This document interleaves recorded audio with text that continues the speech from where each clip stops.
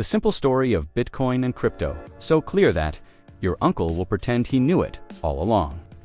Money is just agreed upon value. It used to be shells, then shiny metal, then paper. Now it's mostly numbers on a screen. Bitcoin asked a bold question. Can value live on the internet without one boss in the middle? Back in 2008, someone named Satoshi Nakamoto posted a short paper that changed everything. The idea was simple enough to explain at a dinner table. Imagine a public logbook everyone can see. When a payment happens, it gets written in the logbook. If everyone sees the same logbook, cheating is really hard.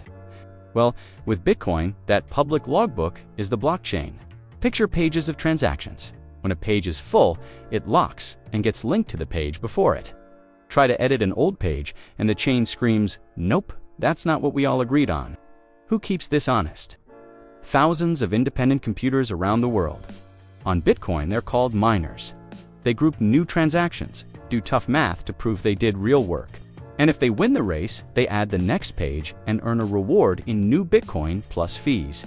That reward is how new coins appear. No printer, just code, math, and incentives. Bitcoin started running in 2009. Nobody cared much. In 2010, someone bought 2 pizzas for 10,000 BTC. Today, that sounds wild, but it was a proof-of-life moment. The internet money bought real food. After that, curiosity snowballed. Why do people value Bitcoin? Short answer, rules, not rulers. There will only ever be 21 million coins. That limit is built in. Scarcity matters. You can hold it yourself with a wallet and a private key. That means you, not a bank, control access. You can send it across the planet in minutes without asking permission.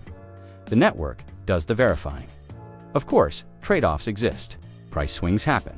If you lose your private key, there's no forgot my password button. Security is your job.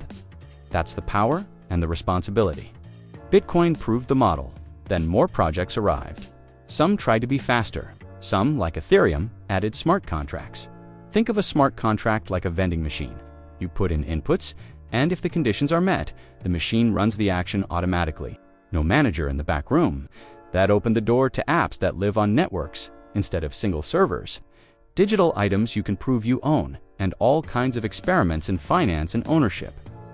Governments and big companies noticed. Some set rules, some invested, some built their own digital money tests.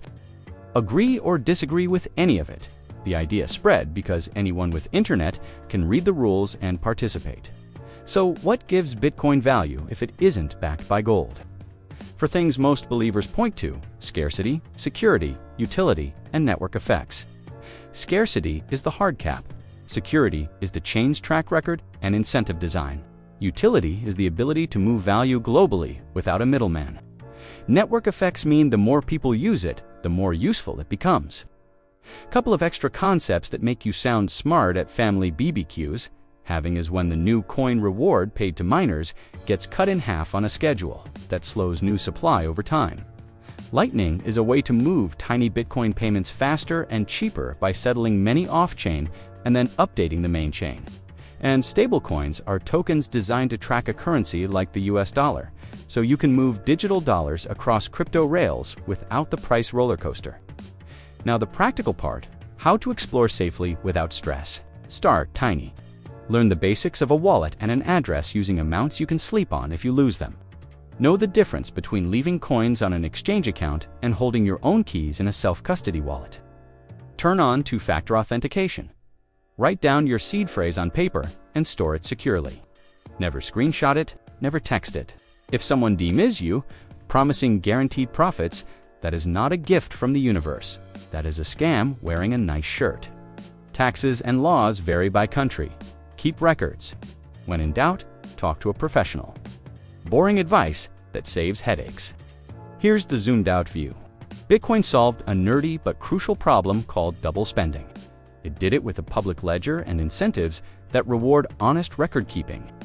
That simple idea unlocked a new way for people to store and send value online.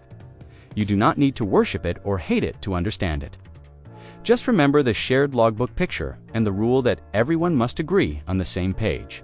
If you want more than theory, I added my link in the description. It's a simple, beginner-friendly way to learn how people are using modern tools to build online income and understand digital assets step by step. Open it, skim the walkthrough, and take what helps you level up. And because people always ask, I also included my trusted secure exchange link so you can verify your ID.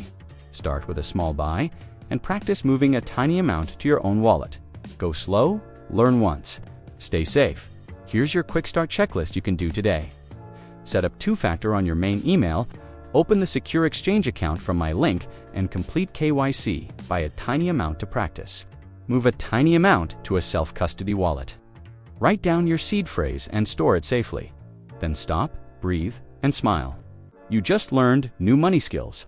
If this finally made crypto click, drop a comment with the one idea that helped most. Subscribe to this for clear, no-jargon money lessons that actually stick. Then grab and use my secure exchange link to take your first safe step. Your future self will thank you for learning now, not later.